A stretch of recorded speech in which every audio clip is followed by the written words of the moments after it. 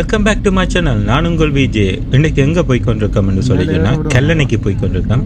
கல்லணைக்கு நான் கனதரம் போகணும்னு யோசிச்சுனா இந்த முறை தான் எனக்கு ஒரு சந்தர்ப்பம் கிடைச்சது கல்லணையை போய் பார்க்குறதுக்காண்டி.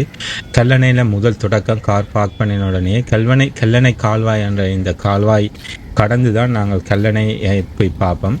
கல்லணையில் இந்த அணை 3 ஆறுகளாக பிரியும். அது என்னென்ன 3 ஆறுகள்ன்றது விளக்கமாக நாம் பார்ப்போம்.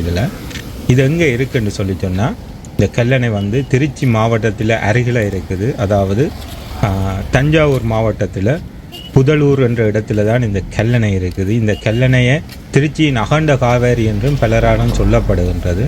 இது இந்தியாவிலேயே மிக பழமை வாய்ந்த அணை என்றும் சொல்லப்படுகின்றது.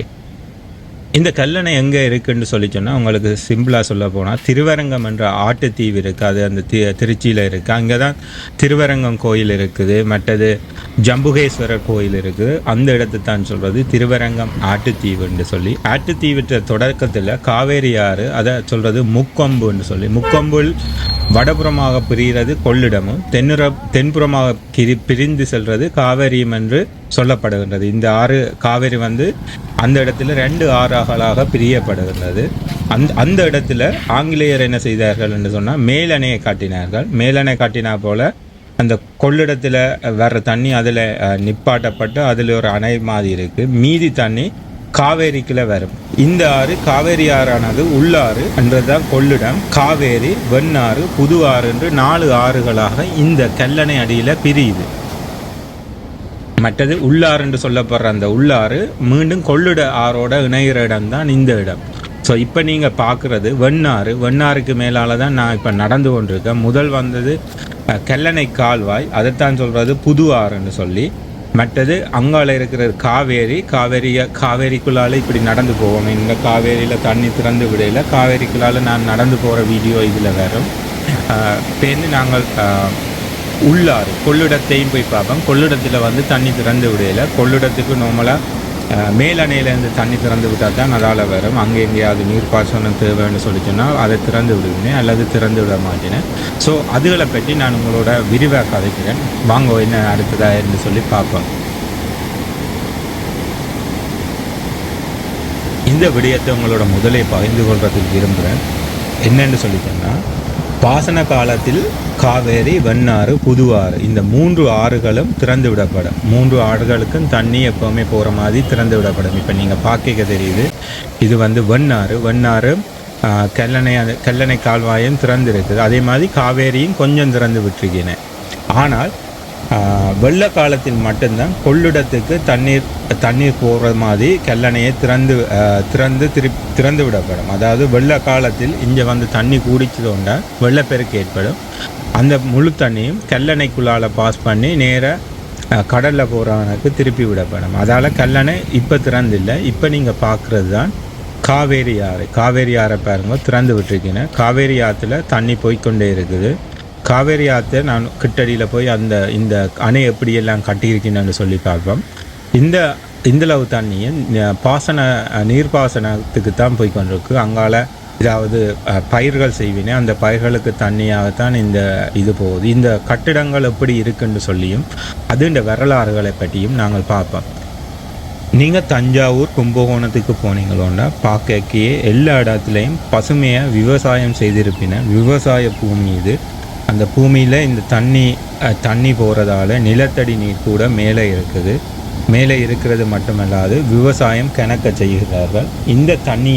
இந்த கல்லணையை பயன்படுத்தி வெள்ளப்பெருக்கு, இங்கே கன நேரம் வெள்ளப்பெருக்கு நடைபெறும். அந்த வெள்ளப்பெருப்பை தடுக்கிறதுக்கு மற்றது அந்த நீரை பயன்படுத்தி விவசாயம் செய்கிறதுக்கும் பயன்படுத்தப்படுகின்றது. அதாவது நீரை சேமித்து பாசன பரப்பை அதிகமாக ஏற்படுத்தி அந்த நிலத்தில் விவசாயம் செய்து கொண்டிருக்கிறார்கள். இந்த அணை ஏறக்குறைய 2000 ஆண்டுக்கு மேலே பழமையான அணையாக சொல்லப்படுகின்றது. ஆனால் ராஜராஜ சோழன் 1000 நூற்றாண்டுகளுக்கு முதல் தான் இருந்தார் என்று சொல்லப்படுகிறது. அவர் இந்த அணையை பெருப்பித்தார் என்பதாகத்தான் இருக்கும். இது 2000 ஆண்டுகள் பழமையானதாக இருந்தால், ஆனால் 2000 ஆண்டுக்கு மேலான ஒரு பழமையான அணையாகத்தான் இந்த அணையை சொல்லப்படுகின்றது. இது ஒரு மிகப்பெரிய ஆச்சரியமாகத்தான் இருக்கின்றது. தமிழர்களின் இன்ஜினியரிங் மாவலஸை இந்த அணை எப்படி கட்டினார்கள் என்று சொல்லி இப்போவும் ரிசர்ச் பண்ணி கொண்டிருக்கிறார்கள் அந்த ரிசர்ச் இன்ஜினியர்ஸ். இந்த அணை 2000 ஆண்டுகளுக்கு மேல் இருப்பது என்பது கேள்விக்குறியாகத்தான் இருக்கின்றது. இப்போ இந்த 2000 ஆண்டுகளாக இந்த இடத்துல எவ்வாறு இருக்குது, அது ஏன் அது டேமேஜ் ஆகாமல் இருக்கிறதுக்கு என்ன காரணம் என்பதையும் இப்போவும் ரிசர்ச் பண்ணி கொண்டிருக்கிறார்கள். இப்போ இதில் ஸ்ட்ரக்சர்ஸ் வந்து அந்த பார்க்கவே ஒரு அமேசிங்காக இருக்கும். எப்படி கட்டியிருக்கீங்க, எவ்வாறு அந்த தண்ணி போகிறது என்று சொல்லி பார்க்கவே அமேசிங்காக இருக்கும். இந்த இடம் இப்போ சுற்றுலாத்தலமாக இருக்குது. இப்போ மக்கள் வந்து காவேரியில் குளிக்கிறத நீங்கள் பார்க்கத்தக்கதாக இருக்கும். இந்த மக்கள் இதுக்குண்டே வந்து டைம் ஸ்பெண்ட் பண்ணிட்டு போயினேன். நானும் இந்த இடத்துல வந்து குளிக்கலாம்னு சொல்லி வந்தேன்னா, ஆனால் எனக்கு டைம் கிடைக்காததால் அதை ஸ்கிப் பண்ணி நான் போகைக்க அந்த ஆட்டுக்களை ரங்கி அந்த தூரத்தில் நீங்கள் பார்க்க தெரியுமாங்க மக்கள் நிற்கினேன் அந்த கல்லுக்கு மேலால் நடந்து போகிறேன். அந்த வீடியோ இந்த இதில் வரும் பாருங்க எப்படி இருக்குமென்று. அந்த பக்கத்துலேருந்து அதுக்குள்ளால் போய்க்க எப்படி அந்த வியூ இருக்குன்னு சொல்லி நீங்கள் பாருங்க. இந்த கல்லணை கரிகால சோழன் மன்னனால் கட்டப்பட்டது என்று சொல்லப்படுகின்றது. கிபி 1ஆம் நூற்றாண்டில் கட்டப்பட்டது என்று சொல்லித்தான் வரலாற்று புத்தகங்களில் பார்க்கத்தக்கதாக இருக்குது. ஆனால் கரிகால சோழன் 10ஆம் 11ஆம் நூற்றாண்டுகளில் வாழ்ந்த மன்னன். இதுதான் இப்போதைய இருக்கிற அணைகளிலேயே மிக பழமையான அணைகளிலும் அடுத்தது புழக்கத்தில் இருக்கிற அணையாகவும் இருக்குது.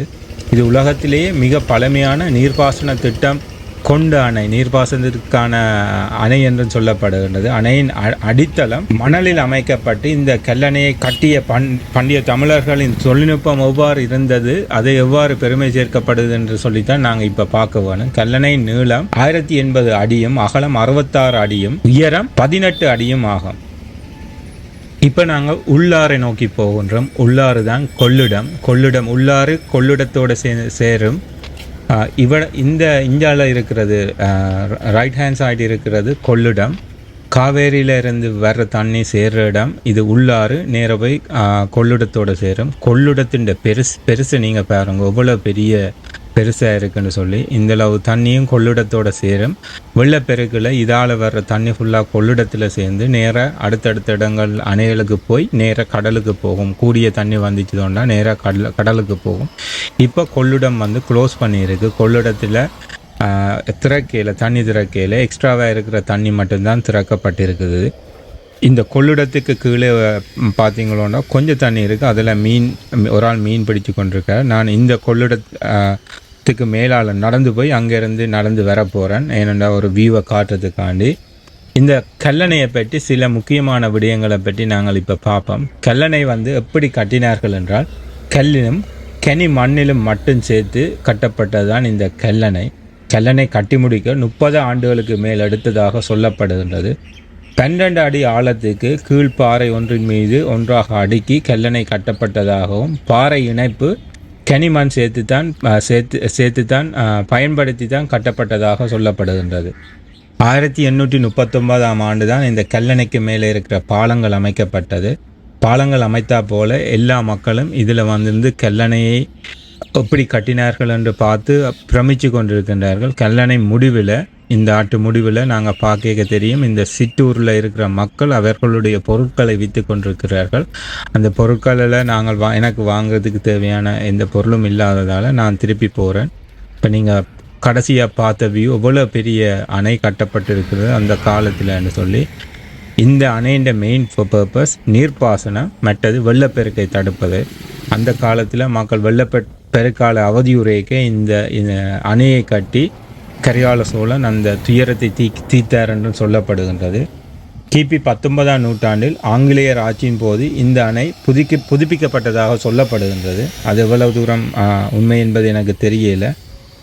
ஆங்கிலேயர் காலத்தில் மேற்கு பகுதி கல்லணை புதுப்பிக்கப்பட்டதாகவும் சொல்லப்படுகின்றது.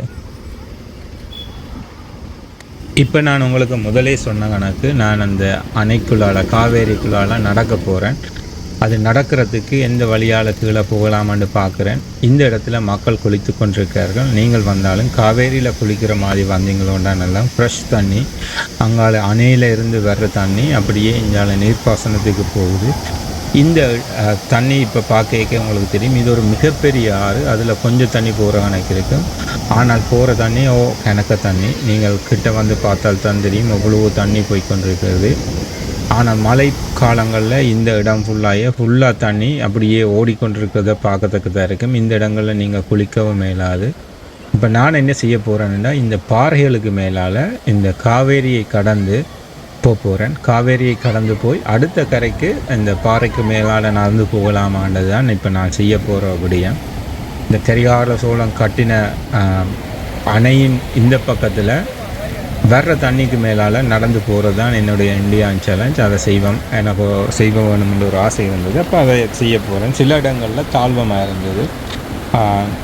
நான் போன நிலைமையிலே தாழ்வத்துக்குள்ள நான் போக இயலாது. அதால் நான் பேசிக்காக கல்லுகளுக்கு மேலால் நடந்து தான் போகிறத பிளான் பண்ணி போய்கொண்டிருக்கேன். பாருங்க எப்படி நான் போகிறேன்னு சொல்லி. நான் போகிற நேரத்தில் உங்களோட சில அதை மீதி விடயங்களை உங்களோட பகிரலாம் என்ன நினைக்கிறேன்.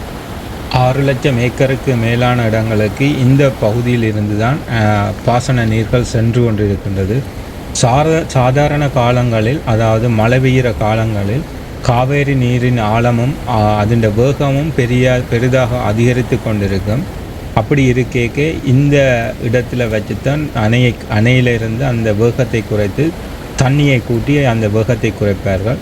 ஆகலும் வெள்ளப்பெருக்கு ஏற்படும் போது இந்த காவேரி இந்த கொள்ளிடத்தில் வைத்துத்தான் காவேரியிலேருந்து வர தண்ணி கடலுக்கு செல்றதுக்கு பிரிக்கப்படும். அது எப்படி பிரிக்கப்படும் என்றால், கொள்ளிடத்துக்களால் தண்ணியை திருப்பி விட்டால் கொள்ளிடத்துக்கு போய் கொள்ளிடத்தால் நேர அந்த கொள்ளிடத்தில் போகிற தண்ணி கடலுக்கு போய் சேர்ந்துடும். இதுதான் கல்லணையின் செயற்பாடு. இது 2000 வருஷங்களுக்கு மேலாக இவ்வாறு தான் நடைபெறுகிறது என்று சொல்லப்படுகின்றது.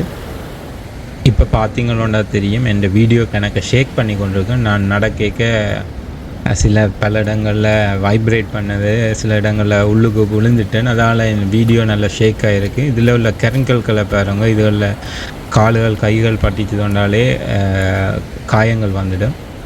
இந்த இடங்கள் நார்மலாக ஃபுல்லாக தண்ணியாக இருக்கும். அப்போண்டால் வெள்ளம் பெருகி இருக்கேக்க, மழை நல்லா பெய்யக்க இந்த இடம் ஃபுல்லாகவே ஆக்கள் போக இல்லாத அளவு தண்ணி இருக்கும். இப்போ நீங்கள் பார்க்குறது அந்த இடங்கள்லேருந்து இப்படி தண்ணிகள் பிரிக்கப்பட்டுன்னு சொல்லி நான் அதால் ஏறி நேராக இஞ்சால் வெள்ளாறுக்கு வந்துட்டேன். வெள்ளாறில் எப்படியுமே தண்ணி போய் கொண்டிருக்கும். இந்த ஆற்றில் உள்ள தண்ணி நீர்ப்பாசனத்துக்கு, அதாவது விவசாயத்துக்கு உதவுது. அதால் நேராக இந்த வெள்ளாறு தண்ணி அங்கால தஞ்சாவூர் மாவட்டம், கும்பகோணம் மாவட்டங்களுக்கு போகின்றது. அங்கால கல்லணை கால்வாய்கள் தண்ணியுமே நீர்ப்பாசனத்துக்கு தான் போய் கொண்டிருக்கு. அதாவது விவசாயத்துக்கு போய் கொண்டிருக்கு. நீர்ப்பாசனம் என்று சொல்கிறதும் விவசாயம்.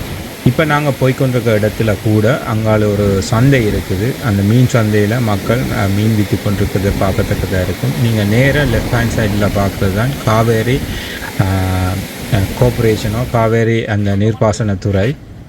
கல்லணை கால்வாய்க்கு வந்துட்டேன். கல்லணை கால்வாய்க்கு பக்கத்து தான் நாங்கள் காரை பார்க் பண்ணினது. இப்போ இங்கே பார்க்குறது சின்ன மார்க்கெட். இந்த வீடியோ உங்களுக்கு பிடிச்சிருந்தா உங்களோட ஃப்ரெண்ட்ஸ் அண்ட் ஃபேமிலியோட ஷேர் பண்ணுங்க. இந்த சேனலை சப்ஸ்கிரைப் பண்ணுறதுக்கு கன்சிடர் பண்ணுங்க. லைக் பண்ணுங்க, கமெண்ட் பண்ணுங்க.